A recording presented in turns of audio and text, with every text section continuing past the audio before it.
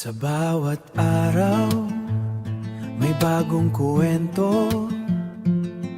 Pag-ibig at pag-asa ang siyang handog sa mundo. Mga ngiting tunay, pusong nag-aral na iiwan. Magkasama tayo. Pogi. Ano? Kamusta? Ayos lang. Wala kang pasok? Mamaya nga, alas 3. Eh di, sabi ka na kan. Masabay na sa inyo pa-diet. Video po. Oo naman to pa sa tabi ko. Let's go dito sa inyo.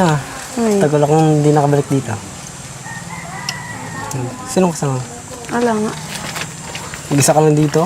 Hindi sila mama. Bakit? Nag-isa sila mama. Nag-work. Lakas mo. Nating na ako, nainitan ka na. Ako, di ako iniinitan. Ay, mainit-init kayo. Hindi naman masyado. Hindi naman sa uniform mo. Bagay sa'yo. Sakto lang. Siya? Ikaw, kamusta ka na? Ayos lang. Busy sa school. Yung tindahan niyo? Eh, grabe ah. Parang dumadami lalo. Pag, di ba, binibigyan ako ni kuya. Yung kalahati sa akin pang school, yung kalahati sa tindahan. Pinapaikot naman namin na ano naman namin. Di ka nalulugi. Di naman. Diyan na rin kasi kami nakuha ng pang-araw-araw namin. Tanda? Bawal. Hindi na pa Di, joke lang. Wala akong gatas. Wala kaming gatas. Joke. Sayang wala sila mama mo. Nagtatrabaho kasi Hindi ko na sa ano, kabudan. siya. Grabe pagod din. Nagluluto doon si mama eh. Kayo, kamusta kayo sa bagong bahay niyo? Ayun, ganda. Di na natutulo. Di ba naglakaraan grabe ulan. Di na naman ba yung mga kapatid ko na tutulo. Di na ba lipat-lipat. Kaya, Deserve mo naman yun. isipin ko naman. Kaya ito na lang iisip ko. Di mo. Ano sila? Init ano? Init yan. Paano pa pag nagpasok ka, sinong tao dito? Kasaran ko yan.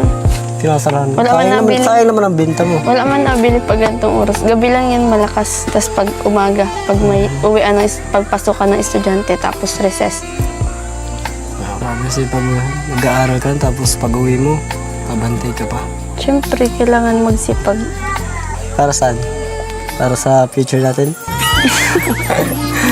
Para magandang Grabe naman tawa kinabukasan. mo ah. Di naman. Tubo naman na araw. Ayun. Masaya lang ako sa mga achievement natin dalawa. Sa mga blessing na dumadating sa atin, di ba? Siyempre, Mga di natin inaasahang pagdating na lang. dyan ang kalingap eh. Oh, hindi si Kuya. Oo, sila kuya. Nagabayan tayo. Oo nga eh. Araw-araw. Sipag lang tayo. Sipag lang. Hindi natin sasayangin yung mga blessings na binibigay sa atin nila Kuya Rab. Oo. Nandiyan naman sila Kuya para gabayan tayo. Kaya kailangan natin laging magsipag para yung ano naman nila Kuya. Alam ko hindi naman naghihingi ng kapalit sila Kuya Rab, pero kailangan natin magsipag para nga. Ano man ang inyong pananaw, kapansin-pansin na marami ang natuwa sa naging tagpong ito.